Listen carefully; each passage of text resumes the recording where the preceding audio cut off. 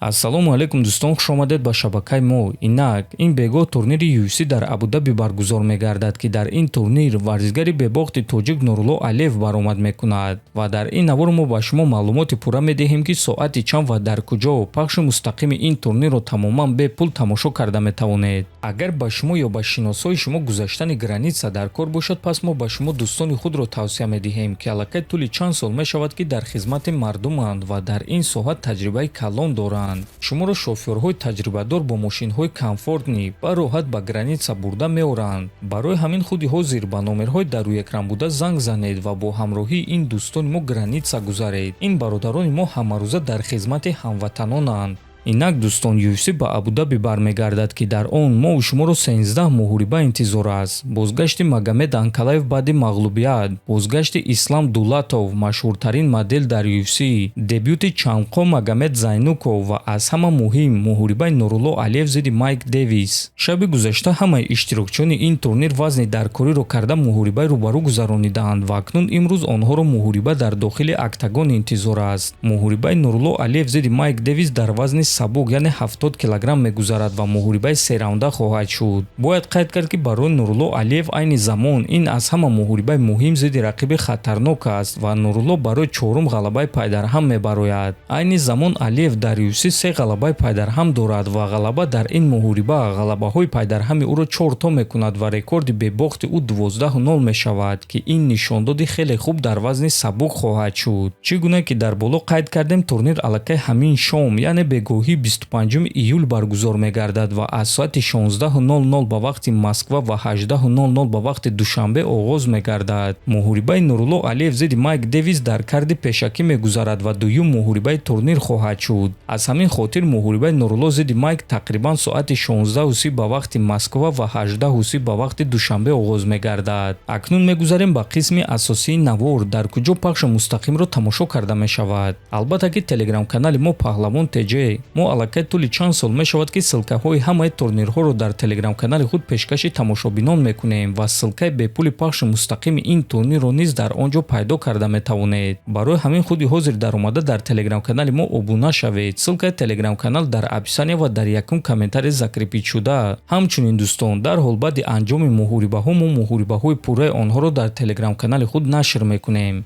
ҳозир бошад дӯстон, биёед якҷоя дар комментарии ҳамин навор дастгирии худро ба Нурулло Алиев нишон медиҳем, то ин ки ӯ дар ин муҳорибаи муҳимтарин ғалаба ба даст орад. То наворҳои баъдӣ, хонободу сарбаланд бошед.